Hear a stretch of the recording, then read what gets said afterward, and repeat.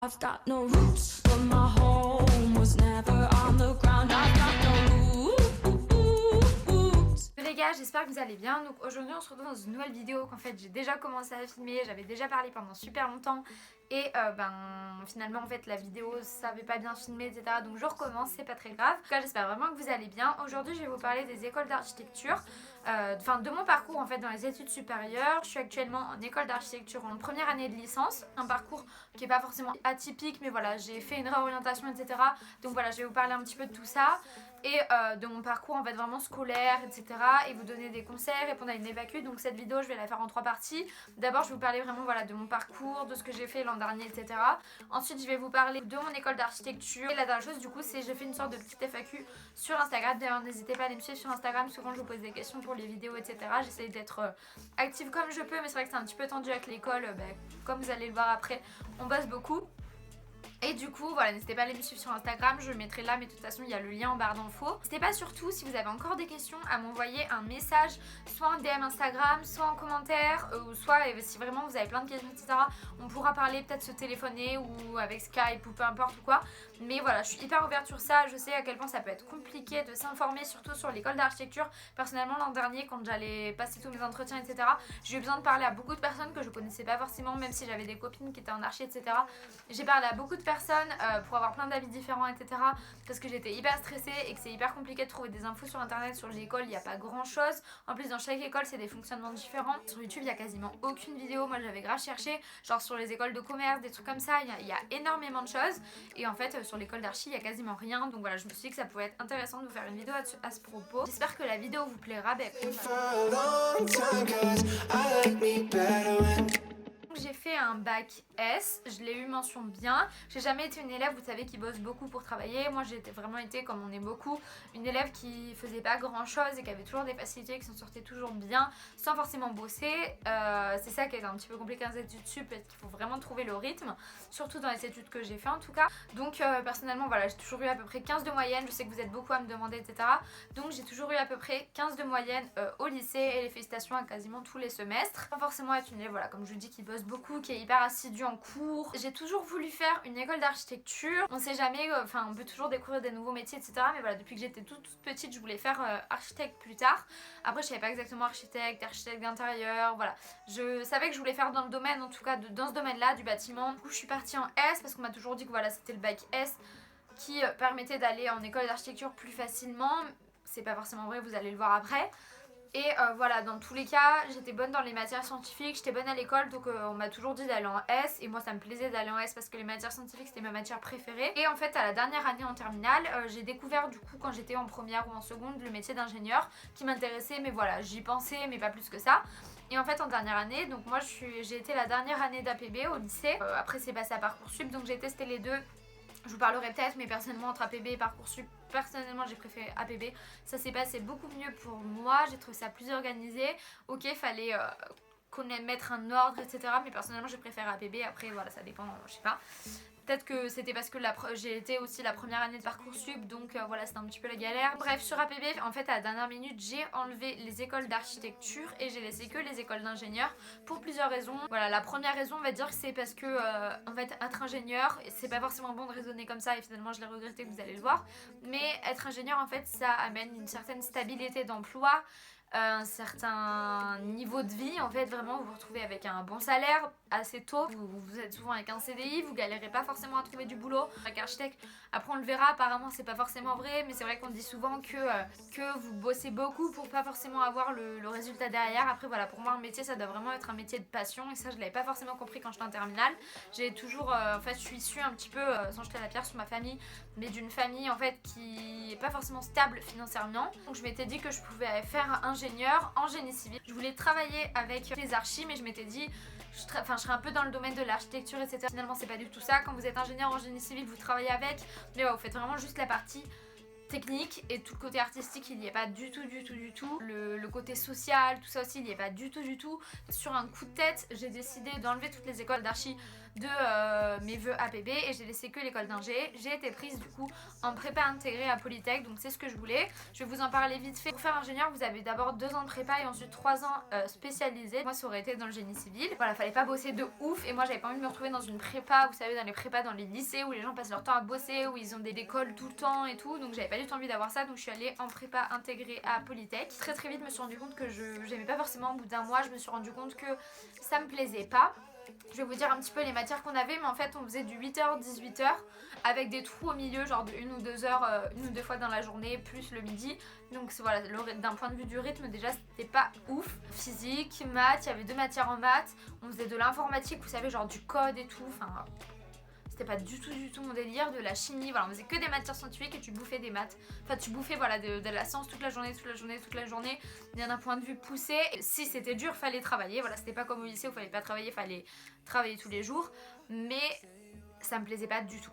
Enfin vraiment, je me disais, après je demandais aux gens est-ce que ça vous plaît tout le monde disait ça leur plaît pas forcément, mais moi j'avais l'impression que ça me plaisait encore moins que les autres et en fait je pensais tout le temps à l'archi et j'avais une copine qui était partie en archi qui me racontait ce qu'elle faisait, j'étais là genre mais pourquoi j'ai enlevé les écoles d'archi de mes vœux? Enfin pourquoi sur un coup de tête j'ai dit c'est mort, je veux plus faire archi, je veux faire ingé.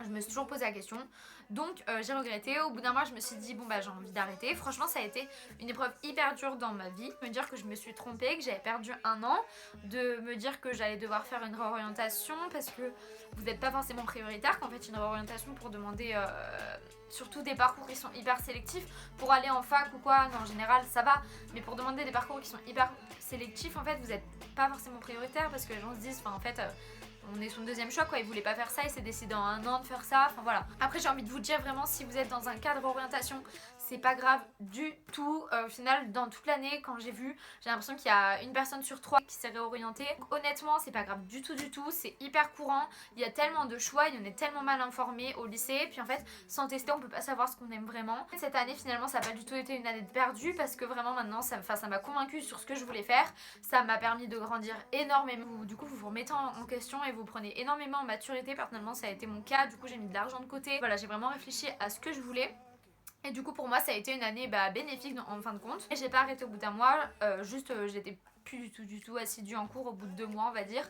Et en fait je suis restée quand même jusqu'à janvier, jusqu'à la fin des partiels, je me suis arrêtée pour le second semestre. Au second semestre en fait comme je savais que je voulais passer les entretiens pour les écoles d'architecture, je vous parle de tout ça juste après, je me suis dit que j'allais essayer en fait d'avoir le côté un petit peu plus art parce que c'est vrai qu'en architecture vous allez très bien vous retrouver avec des S, vous allez aussi très bien vous retrouver avec des gens qui ont fait genre des manas, des trucs comme ça, qui sont hyper bons en dessin, hyper bons en tout ça. En fait, j'avais jamais dessiné de ma vie, en art j'étais pas spécialement calée. Donc je me suis dit bon bah au second semestre dans tous les cas j'arrête Polytech. Franchement j'étais super bien, je m'étais fait des potes et tout, c'était grave bien, mais c'était vraiment intensif en fait, ça demandait beaucoup de boulot et même si vous voulez arrêter vous êtes obligé de bosser parce que vous passez au tableau tous les jours. Voilà donc c'était hyper intensif et je me suis dit ça sert à rien parce que ça m'apporte plus rien. Donc j'ai arrêté Polytech et j'avais pas envie de rien faire, j'avais pas envie de travailler. Pour moi c'était... j'avais pas du tout envie d'être déscolarisée pendant un semestre. Du coup je suis allée en fac, du coup j'ai fait une licence en fait d'art plastique pour le second semestre. Je savais pertinemment que j'allais juste faire un semestre, pas en fait des connaissances en dessin, en art, en histoire de l'art, dans tous ces trucs là. Donc finalement il est arrivé qu'il y a eu les grèves universitaires et que j'ai eu finalement 4 ou 5 semaines de cours. Et après l'université a été fermée jusqu'à la fin de l'année. Mais voilà, au début ça partait d'une bonne intention, j'y suis allée. Finalement j'ai pas eu beaucoup de cours et personnellement le peu de cours que j'ai eu, la fac ça ne m'a pas du tout plu. Donc peut-être que des gens ça plairait mais moi déjà le système de la fac en elle-même ça me plaît pas du tout. Je sais pas comment dire mais pour moi la fac c'est vraiment un endroit où t'es en vacances, t'as cours même pas 6 mois dans l'année. Ça veut dire qu'en fait t'as quand même 6 mois de l'année où t'es en vacances, où t'es dans des vraies vacances. Enfin voilà pour moi c'est...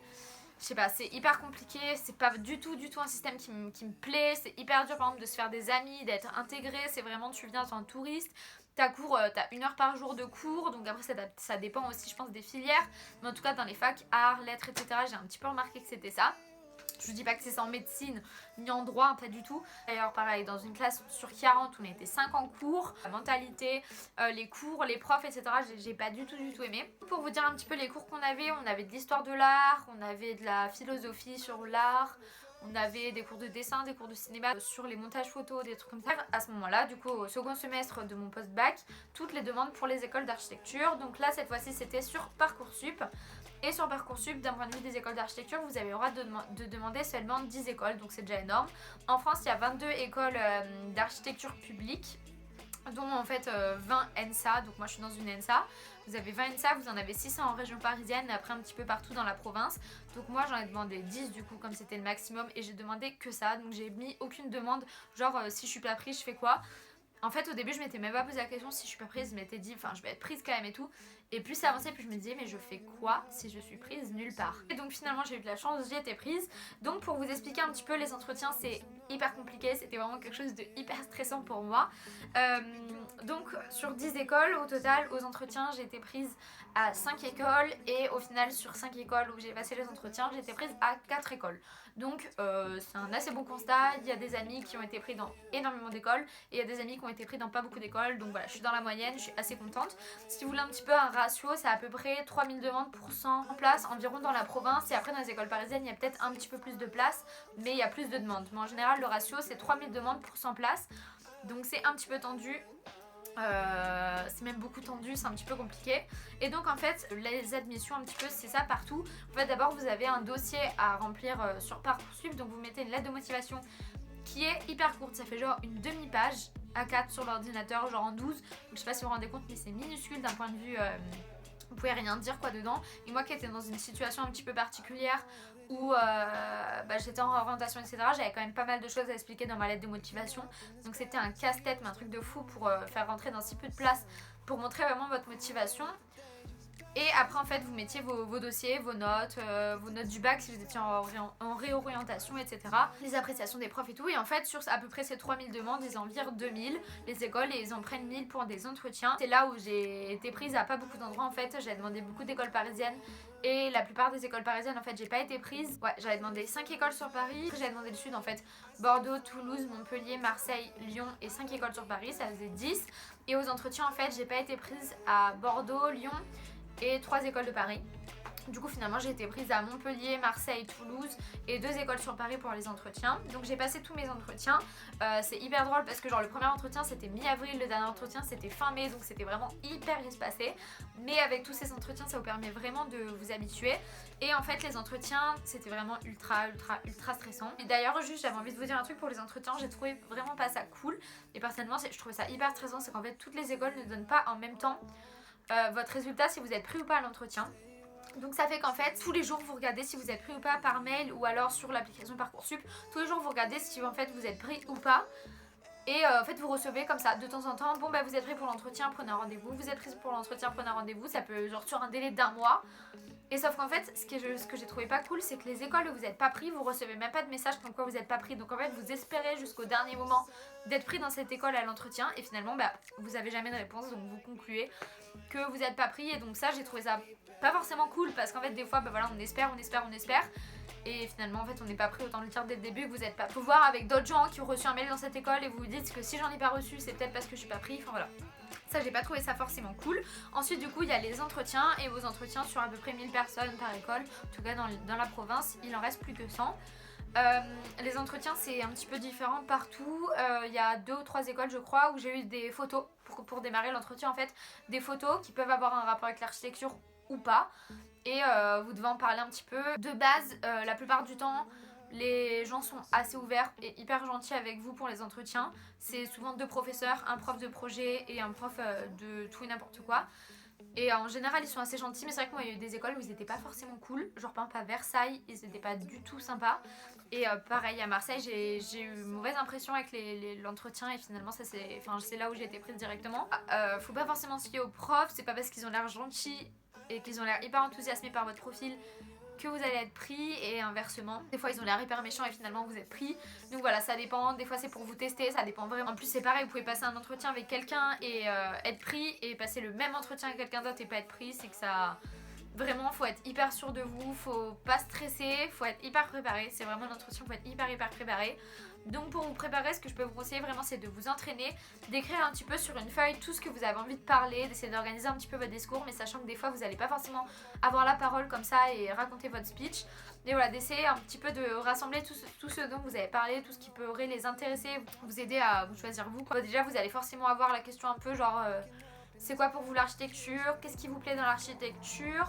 Moi qui venais du coup d'une prépa, souvent on m'a demandé si je voulais faire, ouais d'ailleurs renseignez-vous si ça vous intéresse, si vous êtes en S, il y a des doubles cursus archi ingé, donc c'est hyper dur à tenir, il n'y a pas grand monde qui tient, il y en a beaucoup qui sont motivés au début puis finalement au bout de 2 ans ils laissent tomber, mais en fait c'est quelque chose qui vous permet d'avoir le double diplôme architecte ingénieur, donc c'est hyper intéressant, vous serez mieux payé parce que du coup il n'y aura pas forcément besoin d'engager un ingé en plus sur le chantier, donc ça peut être intéressant. Hyper lourd comme étude, vous faites les deux cursus en même temps, sachant que c'est 2 grosses études de 5 ans chacune, 5 ou 6 ans chacune. Donc voilà, c'est hyper dur, renseignez-vous. Moi j'ai décidé de pas le faire parce que c'était hyper compliqué, mais souvent en entretien on m'a dit pourquoi tu veux pas le faire. En 7 ans d'ailleurs, souvent on m'a demandé de décrire des photos, donc voilà, vous parlez un petit peu le rapport à l'architecture que vous voyez, mais des fois vous pouvez partir vachement plus loin. Moi il y a des moments je suis partie hyper loin, genre je suis en mode philosophie, sociologie, des trucs comme ça. Mais voilà, vous faites comme vous pouvez. Sinon, souvent, du coup, le jury vous pose des questions. Qu'est-ce qui t'attire dans l'architecture? En fonction de ce que tu dis, les gens vont, voilà, ils vont essayer de rentrer un petit peu dans les détails. Pareil, des fois, on va vous demander peut-être si vous avez un archi qui vous plaît, un type d'architecture qui vous plaît plus qu'une autre. Voilà, ça dépend. Moi, on m'a pas beaucoup demandé ça, mais je m'étais préparée au cas où. Et voilà, sinon, essayez de préparer un speech. Des fois, ils vous disent, bon, bah, présentez-vous, parlez-nous, et après, on posera des questions. Donc, préparez-vous à faire ça. Moi, je m'étais bien préparée avec ma mère, avec mon copain, etc. Et du coup, ces entretiens durent environ 10-15 minutes. Mais c'est vrai que moi, il y a des endroits où ils m'ont gardé vachement plus, il y a des endroits où ils m'ont gardé moins. En général, quand ils vous gardent moins, c'est que c'est pas bon. Stressant, donc vraiment, là, je sais pas trop quoi vous dire. Mais si vous avez des questions, n'hésitez pas à m'envoyer des messages. Enfin, avec plaisir, je vous répondrai parce que j'étais tellement stressée que je vous comprends. Mais vraiment, c'est vraiment, enfin, vous avez l'impression de jouer votre vie. Les résultats, en fait, bah là, ça a été le petit problème en fait avec Parcoursup. Je sais pas ce que vous avez suivi. Mais en fait, le problème, c'est qu'on s'est tous retrouvés sur une liste d'attente partout. Parce qu'en fait, avec APB, ce qui était bien, c'était que vous aviez un ordre. Et donc, en fait, vous aviez beau être pris dans 10 écoles. Si dans votre premier... En fait, vous bloquiez une place que dans le choix le plus haut parce que vous aviez créé un ordre. Donc en fait, même si vous étiez pris dans tous vos vœux, vous bloquiez une place que dans le choix le plus haut. Et donc ça libérait forcément des places en dessous. Alors qu'en fait, avec Parcoursup, si vous étiez pris dans 10 écoles, vous bloquiez 10 places jusqu'à ce que vous choisissiez une qui vous plaît vraiment.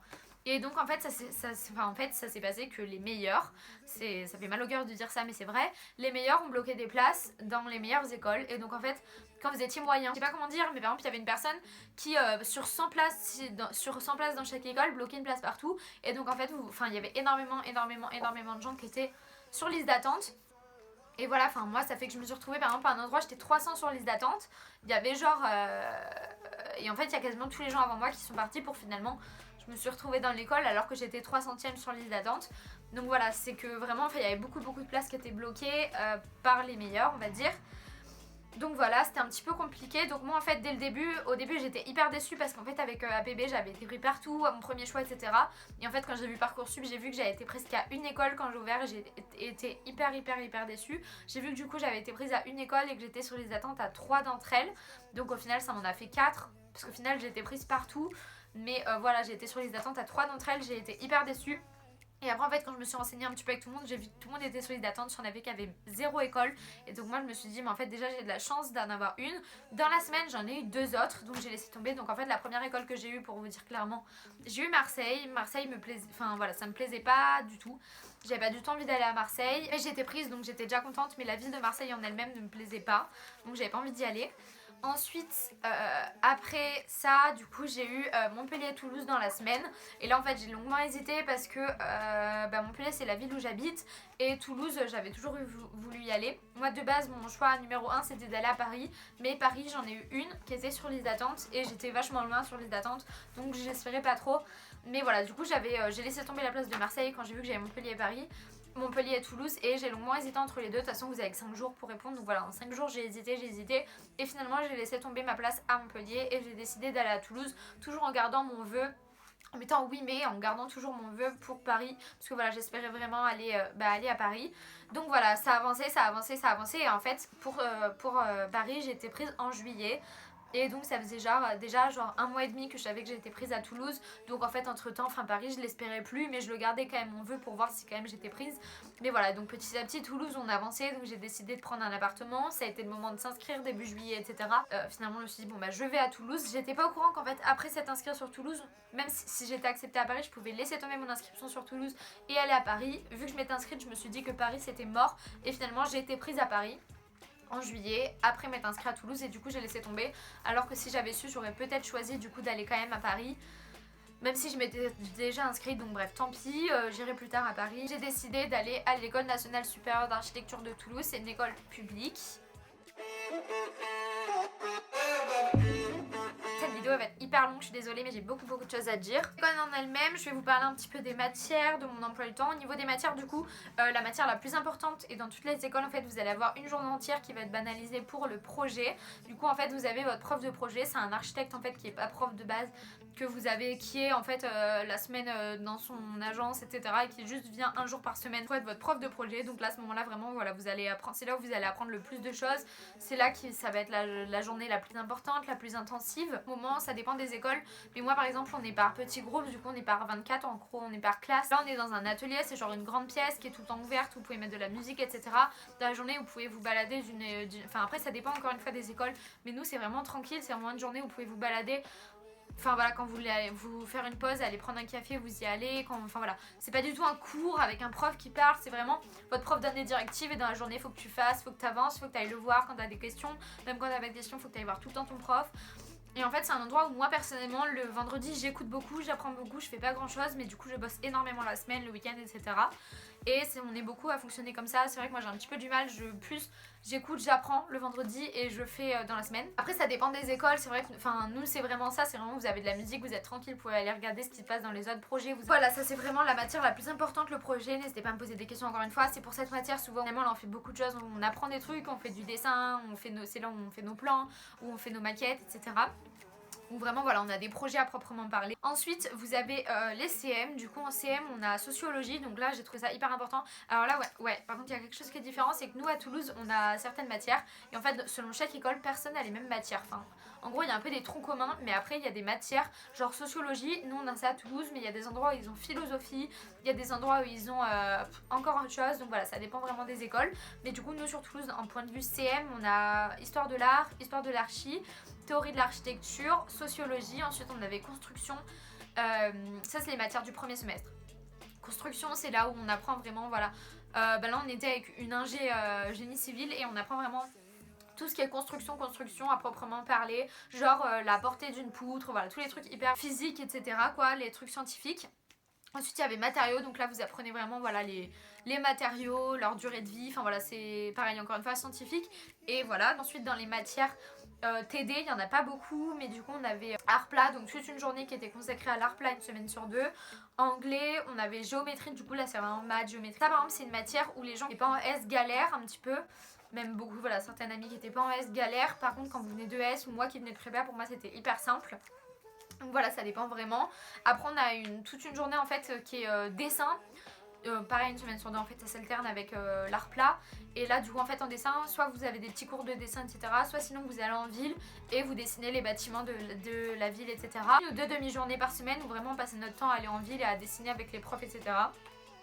Après pour les filières en fait qui viennent, je sais que souvent on me demande, franchement moi dans mon école il y a de tout, mais je sais qu'il y a des écoles où ils sont vachement plus carrés. Moi il y a des S, il y a quand même une majorité, enfin on est beaucoup en fait de S, STI2D et ST2A.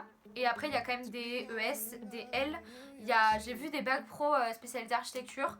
Et aussi il y a beaucoup d'autres formations comme moi qui viennent de réorientation, etc., qui travaillaient déjà avant et qui se sont réorientés, ou alors qui viennent par exemple d'un BTS design d'espace, ou qui viennent du MANA ou des trucs comme ça. Après en fait d'un point de vue emploi du temps, moi je trouve ça assez cool, mais c'est parce qu'il y a énormément de travail personnel en fait à faire chez vous.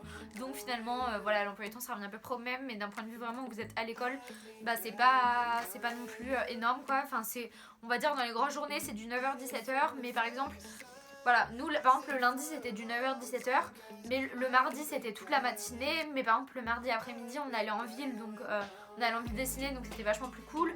Le mercredi c'était souvent le matin et après toute la journée, soit art plat, et dans ce cas là c'est un petit peu tranquille, donc c'était encore du 9h-17h, soit sinon c'était juste un cours, un CM le matin, genre 9h, 10h30, et après jusqu'à 17h vous alliez en ville, donc encore une fois je trouvais ça un petit peu allégé. Le jeudi j'ai quasiment jamais cours parce qu'en fait c'est une journée où ceux qui font le double diplôme archi-ingé ont les cours en fait d'ingénieur, du coup nous on n'a pas cours quand on est juste en archi, et tant mieux parce que le vendredi on a projet, donc le vendredi c'est du 9h 18h où vous avez projet, donc en fin de compte c'est beaucoup de 9h 18h, mais comme on va soit en ville et il y a le jeudi où on n'a pas cours, finalement ça fait un emploi du temps assez léger. Mais voilà, après la part de travail personnel est assez énorme. Le projet c'est vraiment quelque chose que vous bossez énormément. Il faut bosser au moins 1 ou 2 heures chaque soir sur le projet.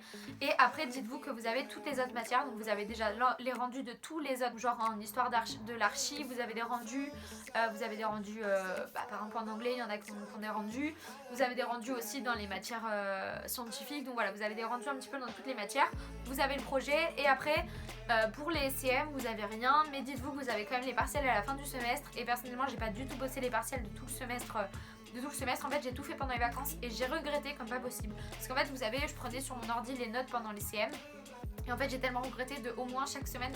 J'aurais dû chaque semaine en fait mettre les cours au propre. Là c'est ce que je vais faire au second semestre parce que c'est hyper rapide.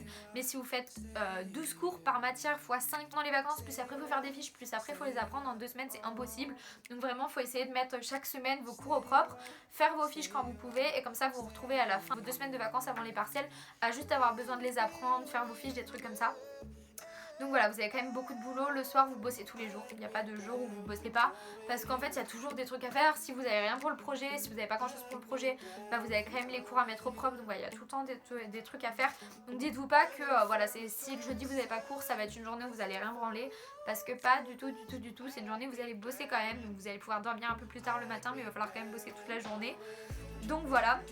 Surtout quand vous êtes en période de charrette, je sais pas si vous connaissez ce terme, mais c'est quand vous êtes à peu près une semaine avant le rendu, pendant une semaine où il y a des moments si vous n'êtes pas super bien organisé. Moi c'est vrai que pour le coup je suis assez bien organisée, donc j'ai jamais fait, je l'ai fait qu'une fois la charrette où vraiment je me couchais tard. Vraiment il y a beaucoup de boulot, vous vous retrouvez en fait à pas dormir de la nuit ou à vous coucher pendant une semaine à 3-4 heures du mat parce que vous bossez tous les soirs, donc voilà, faut être hyper bien organisé. Voilà, ça paraît, n'hésitez pas à me poser des questions si ça vous intéresse ou quoi. Pareil, il y a un truc qui est un petit peu chiant, c'est que chaque prof a l'impression qu'il n'y a que sa matière qui est là, sauf qu'on a le projet qui prend beaucoup de temps, donc voilà, faut vraiment réussir à gérer votre temps. Vous avez d'autres questions par rapport aux entretiens, par rapport à mon école spécialement? Je sais qu'il y en a plusieurs qui aimeraient venir à l'école de Toulouse, donc franchement n'hésitez pas à me poser des questions sur l'école. Pareil, si l'an prochain vous êtes prêt à l'école de Toulouse, bah voilà, n'hésitez pas à venir me voir, il y en a un système de filleul, parrainage, etc. Avec plaisir, je serai votre marraine, franchement ça me ferait trop plaisir s'il y en a qui viennent dans l'école de Toulouse. Donc voilà, n'hésitez pas, je suis hyper ouverte sur ce sujet. Architecture, c'est différent des écoles d'architecture d'intérieur, c'est pas du tout pareil. En fait, on va faire vraiment, quand vous allez faire une école d'archi, vous allez pouvoir après vous spécialiser un petit peu dans l'architecture d'intérieur. Je connais des archis qui se sont spécialisés dans l'architecture d'intérieur, mais vous allez pouvoir faire archi basique, vous allez pouvoir faire archi dans les monuments historiques, vous allez pouvoir faire urbaniste, vous allez pouvoir faire en fait vraiment tout ce qui touche à l'architecture. Et donc c'est ça qui est hyper bien. Enfin moi j'aimerais beaucoup peut-être me spécialiser dans la rénovation, dans la réhabilitation, ou alors sinon me spécialiser aussi à la scénographie que vous pouvez faire. En fait ça dépend après dans votre master ce que vous prenez. Pareil il y a des écoles où vous pouvez faire plusieurs masters en même temps. Voilà, ça dépend vraiment dans chaque école. Vous pouvez faire un peu plus paysagiste après. Donc voilà, ce qui est bien c'est que vous pouvez vraiment un peu tout faire, alors que architecte d'intérieur, vous n'avez pas le titre d'architecte en fait. Vous êtes architecte d'intérieur, c'est pas pareil. Et après architecte d'intérieur, c'est beaucoup d'écoles en fait privées. Vous pouvez faire soit un BTS design d'espace par exemple, mais sinon architecte d'intérieur en fait en général c'est privé les écoles, et c'est pas du tout pareil que archi basique, même si après c'est un peu la même chose, mais c'est vite des écoles à 10 000 € l'année. Donc voilà, c'est quand même différent, et moi c'était vraiment archi que je voulais faire, sachant qu'en plus c'est des écoles publiques parce que j'aurais pas pu me permettre de payer une école à 10 000 € l'année. Point de vue l'année en elle-même, c'est pas du tout comme à la fac, on n'a pas du tout 6 mois de vacances. On commence à peu près, là cette année on a commencé genre le 10 septembre, un truc comme ça, et on termine à peu près genre le 10 juin avec une semaine de vacances en octobre, 2 semaines à Noël, une semaine de vacances en février et 2 semaines à Pâques. Donc ça c'est cool. Après je sais qu'il y a des gens en fait ils ont un mois de vacances en intersemestre, donc pas à l'école de Toulouse, mais par exemple à l'école de Montpellier je sais qu'il y a un mois d'intersemestre. À l'école de Marseille c'est ça, à Paris certaines écoles c'est ça aussi. Donc je sais pas pourquoi à Toulouse on n'a pas un mois de vacances entre l'intersemestre. Mais après nous comme on a des vacances en octobre, avec les études d'archi, moi j'ai de la chance en fait, c'est que je vais assez vite. Quand même je compare par rapport à mes copines. pas forcément peut-être pour apprendre, pour les cours, etc. Mais c'est vrai que pour faire le travail, je vais assez vite en général pour faire mes maquettes, pour faire tout ça. Donc je dis pas forcément que c'est mieux fait que les autres ni rien, ni que c'est moins bien fait. Enfin, c'est juste que j'ai l'impression d'aller assez vite et pourtant il faut vraiment en fait laisser tomber beaucoup de choses. Par exemple, moi au premier semestre, le temps de trouver son organisation, parce qu'il y a vraiment énormément de boulot, il y en a beaucoup par exemple à laisser tomber complètement le sport. Voilà, donc en fait on est beaucoup à en fait avoir plus que les études. Tu sors pas spécialement beaucoup. En archi, il y en a pas beaucoup qui sortent hyper souvent. C'est pas genre comme on entend parler des BTS ou je sais pas moi des DUT ou quoi. C'est pas genre tous les jeudis soirs vous sortez. Vraiment pas. Si vous voulez savoir, la vie étudiante elle est pas comme ça en archi parce que vous bossez beaucoup. Moi personnellement jeudi soir c'est plus tu bosses toute la soirée parce que t'as ton rendu le lendemain plutôt que tu sors toute la soirée. Des fois je me couche à la même heure que ceux qui sortent, sauf qu'en fait je suis juste dans mon appart en train de bosser sur une maquette ou quoi. Même si en vrai c'est hyper agréable de bosser parce que c'est pas genre tu fais des exercices de maths, tu vois, c'est genre tu bosses sur ton projet. Donc en vrai c'est hyper passionnant, je trouve, personnellement pour moi en tout cas. C'est hyper passionnant, genre tu sais quand t'as un projet ou quoi, tu y penses tout le temps. Enfin je sais pas, tu dors projet, tu vis projet, tu te douches projet, tu manges projet, tu penses qu'à ça. Donc en vrai c'est hyper passionnant. J'ai réussi à conserver YouTube et tout le monde m'avait dit que j'allais grave galérer. Je galère un peu mais honnêtement ça va, j'arrive à m'organiser parce que ça prend beaucoup de temps et j'arrive quand même à vous faire à peu près une vidéo par semaine, donc voilà. Mais je vous le dis d'avance, si vous comptez aller en école d'architecture l'an prochain, commencez directement à être hyper organisé, sinon vous allez vous retrouver en fait à vous coucher hyper tard tout le temps dès que vous avez des rendus pour le projet ou quoi. Il faut vraiment pas procrastiner. D'un point de vue conseil, si ça vous intéresse, parce que je sais que c'est hyper compliqué, je pourrais vous aider, peut-être vous donner des conseils pour la vie étudiante, l'organisation, etc. Parce que je me dis que ça pourrait être hyper important pour ceux qui, pareil, pas forcément en archi, mais qui font des études hyper prenantes. Ça pourrait peut-être vous aider, des conseils pour l'organisation, etc. Et pareil, des conseils pour les budgets étudiants, parce que par exemple, ouais, c'est quelque chose que je vous ai pas dit, mais que vous êtes en archi, vous dépensez pas mal de thunes. Et personnellement, pour les études, pour les cartons, les feutres, enfin voilà, tous les trucs qu'il faut acheter, je dépense peut-être 75 € par mois, quelque chose comme ça, c'est mon budget pour le mois. Je pourrais peut-être vous parler également du budget étudiant parce que c'est assez compliqué. Je suis comme vous, je bosse pas. J'ai reçu quelques questions donc je vais essayer d'y répondre assez vite parce que cette vidéo est déjà assez longue. Du coup, si tu n'avais pas pu accéder aux écoles d'architecture, tu aurais continué ta pursuite d'études dans quoi? En fait, soit j'aurais fait une prépa payante type MANA, type architecture d'intérieur, voilà, j'aurais fait en fait je pense une prépa payante pour retenter les écoles après plus tard. Peut-être même tenter un BTS d'architecture d'intérieur. Voilà, je pense qu'en fait j'aurais fait une prépa privée pendant un an, sur Paris sûrement parce que c'est sur Paris où elles sont le plus souvent. Une prépa peut-être architecture aussi, je sais qu'il y en a. Ouais, du coup pour apprendre à dessiner, apprendre tous ces trucs là en fait, tout le côté qui me manquait en général après avoir fait ça, vous êtes sûr d'être pris dans des super bonnes écoles genre sur Paris ou quoi.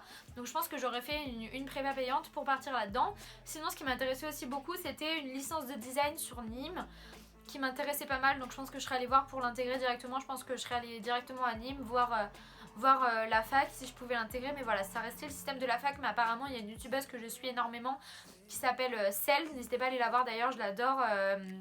J'adore les sujets de ses vidéos, etc. C'est pas mode, etc. Mais franchement, c'est hyper intéressant. J'adore cette youtubeuse, sa façon de penser. Ou alors les DUT MMI qui m'intéressaient, pas du tout le même délire.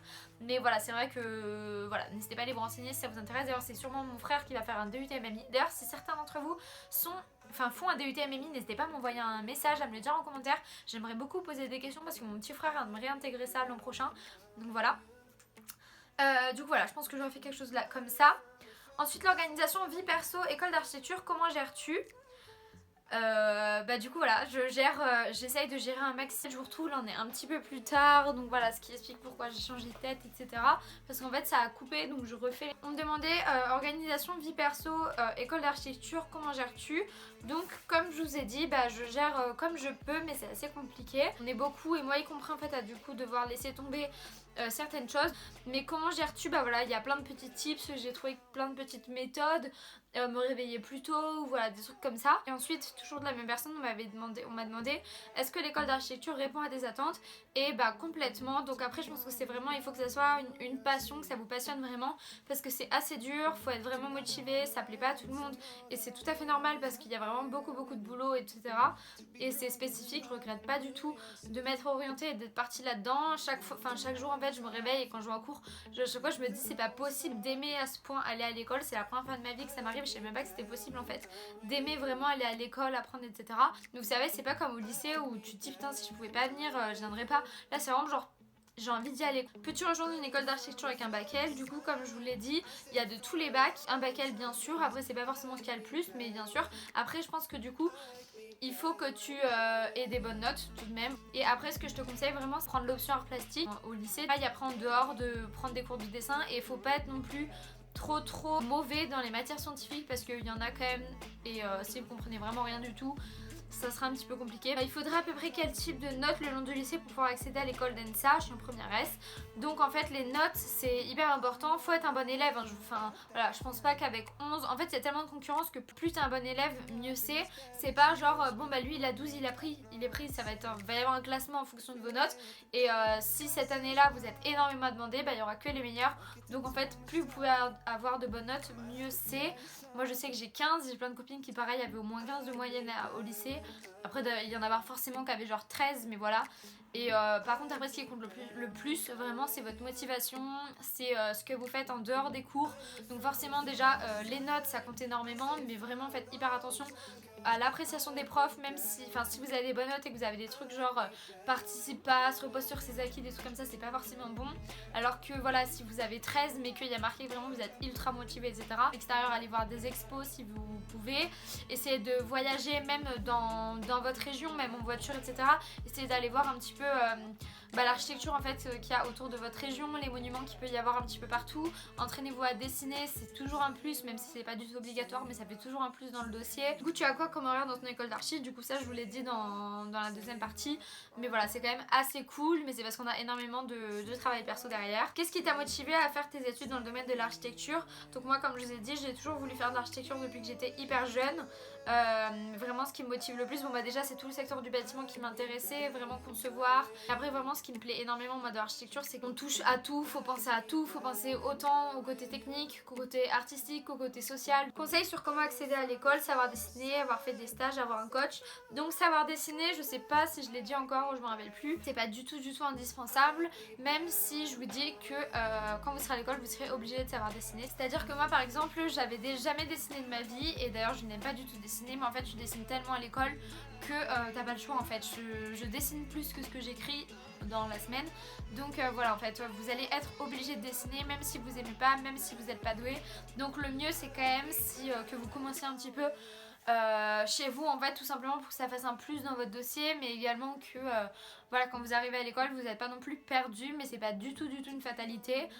Parce que dans tous les cas vous allez apprendre quand vous allez être à l'école. Avoir fait des stages pas du tout, et avoir un coach pas du tout non plus. Après c'est hyper bien quand même si vous vous renseignez auprès autant des architectes qui sont voilà, déjà diplômés, déjà dans le métier, etc. mais également auprès d'étudiants en fait, pour vraiment se rendre compte de la réalité. Tu nous donnais d'autres alternatives à l'école qui est sélective. Architecture, c'est vrai que c'est à peu près tout sélectif, parce que soit vous faites un BTS design d'espace qui est pareil super sélectif si vous voulez le faire dans le public. Et personnellement je crois que je connais que le BTS design d'espace après une mana, et je sais pas si ça a pas changé en DNMed encore, je sais pas du tout. Tout ce qui est privé, et dans ce cas là c'est plus simple de rentrer parce qu'il y en a énormément, il y en a de plus en plus qui viennent. Après si vous faites dans le privé, donc c'est plus simple à intégrer, mais voilà, c'est 10 000 € l'année. Et dans le privé c'est juste architecte d'intérieur, décorateur, quelque chose comme ça, mais c'est pas architecte, c'est juste architecte d'intérieur. Après faites attention dans les écoles privées, il y en a qui sont très bien, qui sont hyper réputées, etc. Mais il y en a d'autres en fait, vu que c'est un métier un petit peu à la mode, architecture d'intérieur, tout ça, il y a beaucoup de nouvelles écoles d'architecture privées qui ouvrent, d'architecture d'intérieur privée, décorateurs, etc. Et faites attention parce qu'il y en a certaines qui ne sont pas reconnues par l'État, donc il faut bien se renseigner. Ensuite, on m'avait demandé combien il y a d'années d'études, quel métier pouvons-nous faire avec ce diplôme, y a-t-il des débouchés? C'est 5-6 ans en fait, il y a 3 ans de licence et 2 ans de master.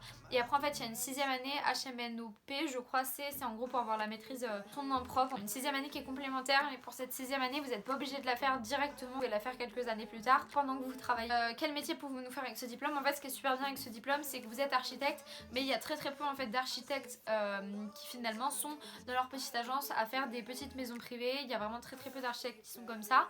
Donc en fait ce qui est bien c'est que vous pouvez un petit peu travailler dans tous les domaines, touche au bâtiment. Comme je vous ai dit, vous pouvez très bien travailler autant dans les bâtiments publics que dans les monuments, la réhabilitation, la rénovation, l'architecture plus d'intérieur, l'urbanisme, le paysagisme. Voilà, vous pouvez vraiment travailler dans beaucoup de choses différentes. Vous pouvez finir prof, Après c'est à vous de vous renseigner dans ce que vous voulez travailler. Il y a dans le retail aussi, là où il y a du métier, parce que selon les années il y a plus de métiers dans certaines branches que dans d'autres, ça dépend ce que vous voulez, si vous voulez un CDI ou pas, du master que vous avez fait. Et en ce qui concerne le débouché, moi j'avais entendu comme quoi il n'y en avait pas forcément, sauf que finalement une fois dans l'école on me dit que si, il y a quand même du débouché. T'es jeune dans tous les cas, tu fais pas forcément ce qui te plaît, parce qu'en fait quand t'es un jeune architecte, en fait avant 40 ans t'es considéré comme jeune architecte, en tout cas d'après mon prof. Ce qu'on me conseille vraiment, et ce que mon prof conseille vraiment, c'est après vos études en fait, vous voyagez, vous voyez du pays, vous voyez différentes cultures, différentes architectures, et vous voyagez énormément et vous essayez de travailler à l'étranger avant de revenir en France. Donc voilà, tout le monde c'est à peu près tout pour les questions, etc. Comme je vous ai dit, du coup n'hésitez pas à me dire en commentaire ou par message privé ou peu importe